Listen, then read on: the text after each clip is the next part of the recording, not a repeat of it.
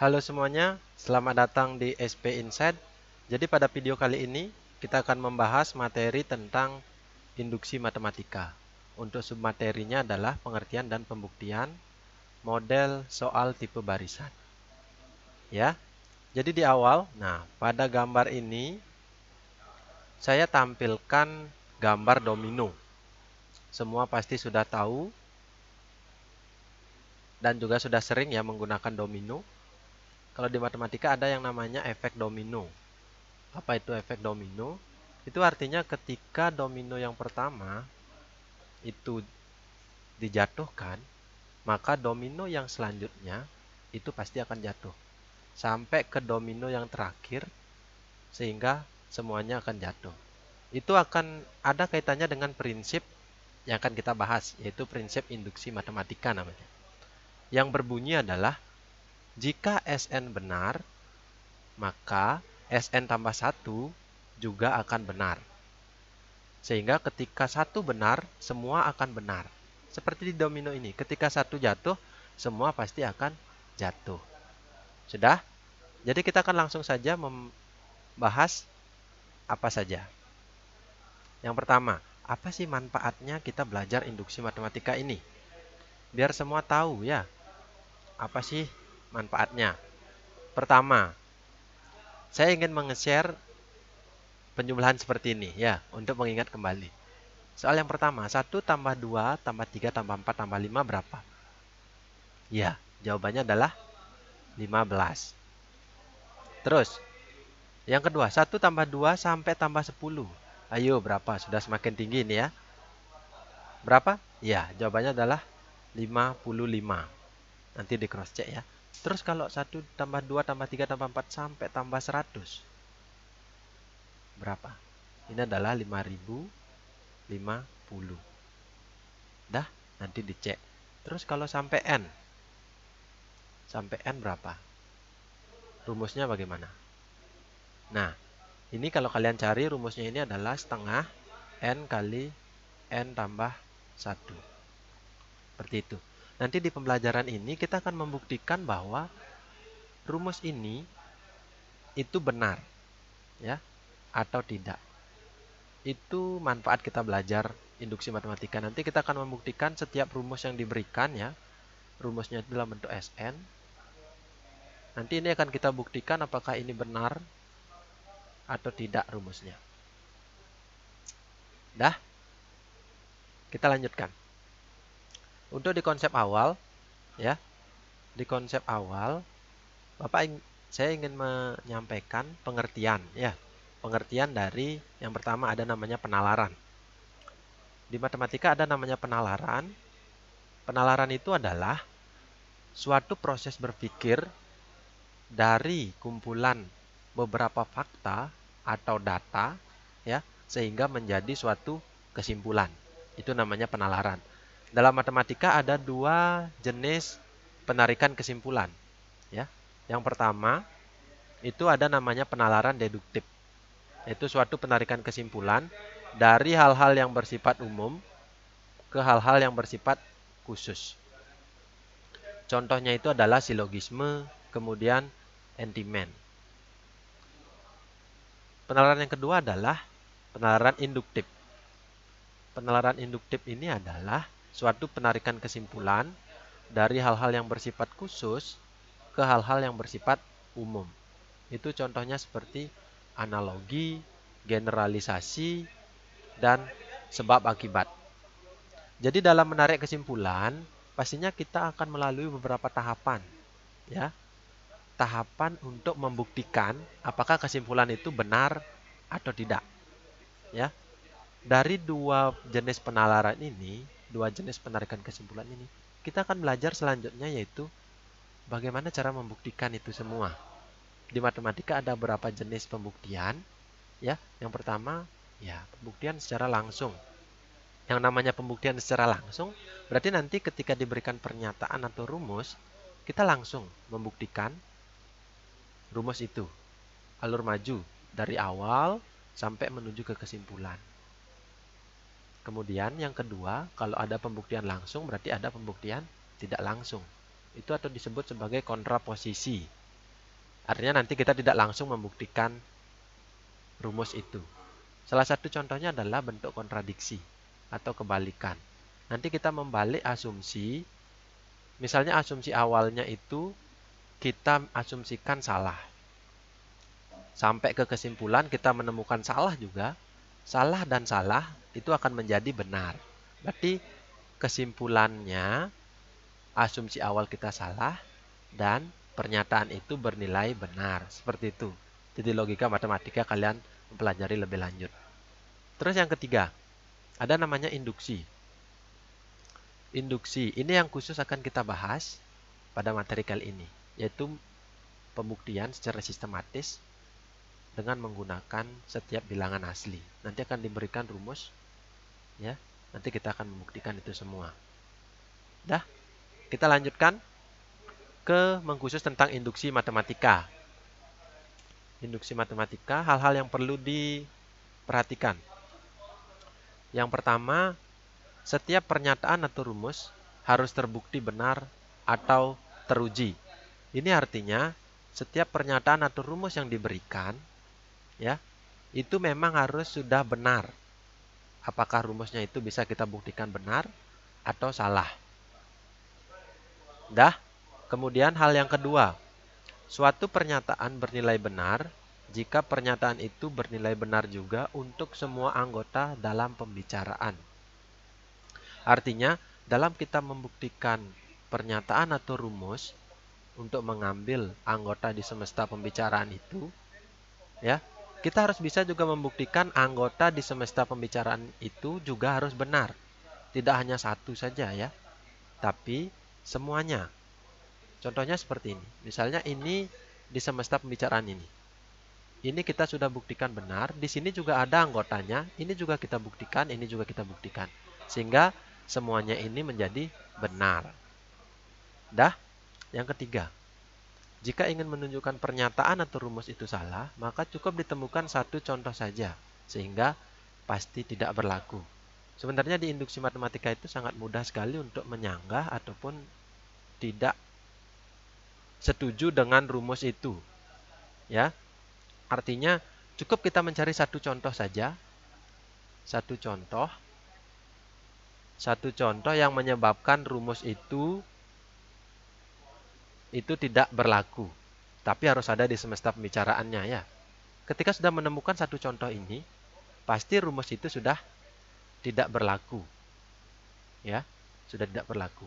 Itu gampangnya diinduksi ketika menyanggah. Tapi ketika membuktikan harus dengan sistematika yang jelas. Dah? Nah, ini perlu Bapak kenalkan juga, atau perlu saya kenalkan beberapa jenis induksi matematika. Yang pertama, ada namanya induksi matematika sederhana. Ya, itu langkah-langkahnya adalah ada namanya langkah dasar. Langkah dasar ini atau di induksi matematika kita ada dua langkah ya. Yang pertama langkah dasar dan langkah induksi. Di langkah dasar, langkah-langkahnya adalah ADT. Itu artinya akan ditunjukkan Sn untuk N sama dengan 1 itu benar. Nanti kita mengambil N-nya itu sama dengan 1, kita tunjukkan di rumus itu apakah benar ruas kiri dan ruas kanan sama. Ketika sudah benar, kita masuk ke langkah induksi selanjutnya, ya, yaitu ASM. Apa itu ASM? Asumsikan benar Sn untuk N sama dengan K. Artinya ketika kita sudah mengambil N sama dengan 1, untuk mewakili N sama dengan 2, dan seterusnya sampai N sama dengan K, kita cukup mengasumsikan benar saja. Namun, di langkah selanjutnya, ADB akan dibuktikan. Ya, Sn untuk N sama dengan K tambah 1 juga benar. Artinya bilangan yang lebih besar lagi, kita akan membuktikan itu benar. Sudah? Itu untuk di induksi matematika sederhana. Kemudian yang kedua ada namanya induksi matematika dirapatkan. Langkahnya hampir sama ya. Ini ada langkah dasar dan langkah induksi. Perbedaannya hanya ketika di pengambilan N, itu tidak mesti N-nya dari 1. Ini makanya K lebih dari sama dengan N0. Tidak mesti N-nya dari 1, itu tergantung dari soal yang diberikan. Misalnya soalnya dimulai dari N-nya 2. Ya mulai N-nya ini dari 2. Ya, biasanya untuk model jenis induksi ini, soal-soalnya itu adalah model soal ketidaksamaan ya. Ketidaksamaan nanti akan kita akan bahas ya. Kalau ini biasanya model barisan. Dah. Terus yang selanjutnya ada namanya induksi matematika kuat. Ya, induksi matematika kuat itu langkahnya mirip ya, hampir sama. Namun perbedaannya karena ini namanya kuat, ketika kita sudah menunjukkan n-nya sama dengan 1 benar, kita harus menunjukkan n-nya tambah 1 juga benar, kemudian Sn tambah 2 benar, sampai Sk. Ketika itu sudah benar, kita juga harus membuktikan Sk tambah 1, K tambah 2, dan seterusnya. Sehingga semuanya bisa kita buktikan benar. Kesimpulannya, itu akan menjadi kuat.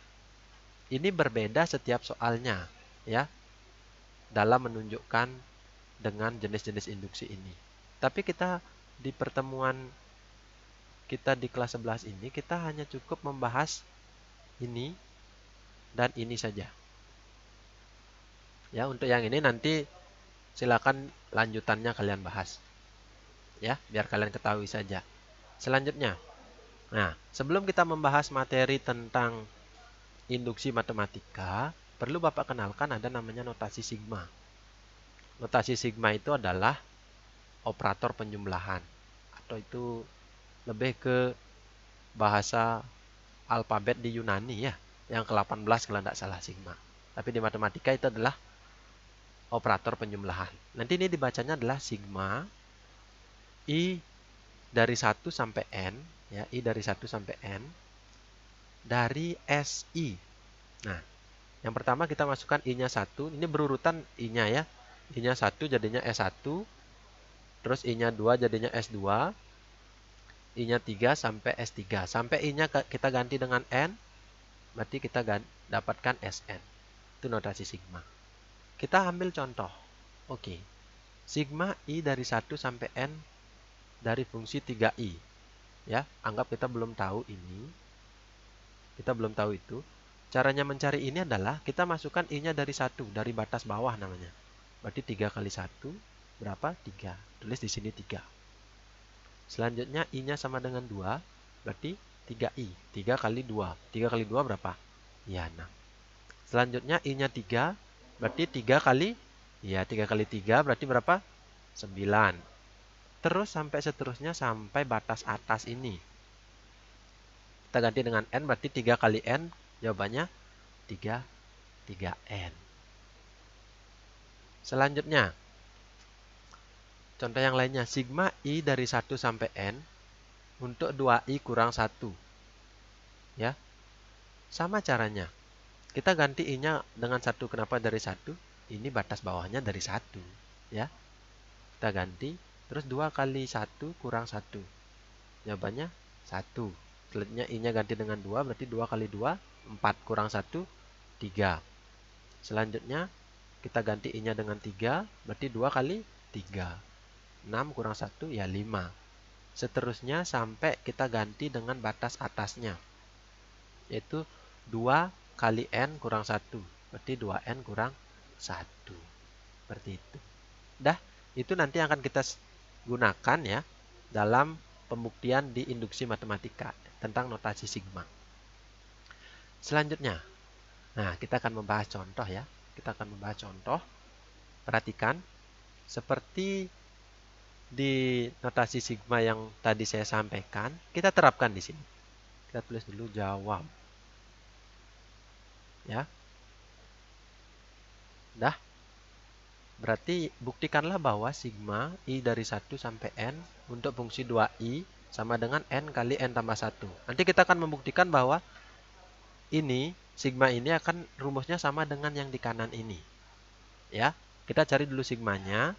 Kalau di induksi itu disebut Sn. Sama dengan sigma dari I dari 1 sampai N untuk 2i. Berarti kita ganti I-nya dari, ya dari 1 ya. Ini batas bawahnya dari 1. Berarti 2 kali 1 berapa? 2. Selanjutnya tambah I-nya 2. 2 kali 2 berapa? 4. Terus 2 kali 3 berapa? 6. Sampai seterusnya, sampai batas atasnya n, berarti 2 kali n, jadinya 2n. Ini sama dengan n kali n tambah 1. Seperti itu ya. Selanjutnya kita masuk ke pembuktiannya. Apa langkah pertamanya? Ya, langkah pertamanya itu disebut sebagai langkah awal. Ya, langkah awal. Langkah awalnya seperti apa? Silakan dibuka bukunya atau dilihat video sebelumnya. Itu ADT. ADT itu akan ditunjukkan ya. Akan ditunjukkan SN untuk N sama dengan 1 itu benar. Jadi kita masukkan N-nya 1. Jadi kita tulis dulu soalnya ya. SN sama dengan 2 tambah 4 tambah 6 tambah sampai tambah 2N sama dengan N tambah 1. Dah, kita masukkan N-nya 1. Berarti lihat yang mengandung N. Kan hanya ini saja. Jadi itu saja kita ganti dengan 1. Jadi jadinya 2 kali 1 sama dengan 1. 1 tambah 1. Nih N-nya ini, dan ini. 2 kali 1 berapa? 2. 1 tambah 1 berapa? 2. Kali 1, 2. Ini 2. Ini 2. Berarti ini adalah benar. Berarti langkah awal kita sudah benar. Kita bisa masuk ke langkah induksinya. Dah, kita masuk ke langkah induksinya. Apa langkah induksinya? Yaitu asumsikan. Asumsikan benar Sn untuk N sama dengan K. Jadi kita asumsikan N sama dengan K-nya itu benar. Jadi kita tuliskan 2 tambah 4 tambah 6 tambah 2K ya. Karena N-nya kita ganti dengan K. Sama dengan K kali K tambah 1. Dah, ini kita buktikan. Kita asumsikan benar. Selanjutnya, kita masuk ke langkah selanjutnya itu ADB. Yaitu akan dibuktikan. Ya, akan dibuktikan. Berarti kita akan membuktikan bahwa Sn itu untuk N sama dengan K tambah 1 itu juga harus benar. Ketika ini sudah terbukti, berarti semuanya terbukti, rumusnya benar. Seperti itu. Berarti kita tulis dulu 2 tambah 4 tambah 6 tambah 2K itu sama dengan K kali K tambah 1. Kita masuk N-nya N-nya kita ganti dengan K tambah 1, berarti 2 tambah 4 tambah 6 tambah 2K. Ini segini itu artinya K ya. Karena diminta K tambah 1, berarti ditambahkan lagi dengan 2. K-nya ini kita ganti dengan K tambah 1. Itu sama dengan ini ganti juga dengan K tambah 1. Kurang ya di bawahnya, kali dengan K tambah 1 tambah 1. Kenapa tambah 1 lagi? Ini tambah satunya jangan dilupakan. Ya. Berarti nanti kita akan menunjukkan bahwa di ruas kiri ini, ya, ruas kiri ini akan sama dengan yang di ruas kanan. Kita akan membuktikan dari kiri ke kanan. Ya. Kemudian ingat lagi di asumsi. Yang ini. Ini sampai sini, ya. Kan sama dengan yang ini. Iya kan? Sorry. Kan sama dengan yang ini. Ya. Berarti kita gantikan ini, biar tidak panjang kita tulis dengan ini. Seperti itu proses diinduksinya. Ya. Jadi kita tulis ini. K kali K tambah 1. Tambah 2 kali K tambah 1. Sama dengan yang di ruas kanannya biarkan. Nanti kita akan menunjukkan bahwa di ruas kiri ini sama dengan yang di ruas kanan. Dah. Kita gunakan di sini sifat distributif, ya. Apa itu sifat distributif? Perhatikan di sini. Ini ada K tambah 1. Ini juga ada K tambah 1. Di dua ruas dengan dua suku yang berbeda. Berarti kita keluarkan K tambah 1-nya. Dah. Kita keluarkan. Berarti sisanya yang di sini K tambah 1 keluar. Sisanya adalah K. Tambah K tambah 1 keluar, berarti sisanya adalah 2. Dah, kita tunjukkan lagi sedikit. Kalian tahu kan 2 itu berapa? 1 tambah 1. Nah, sehingga ini akan sama dengan ini. Sehingga terbukti sudah.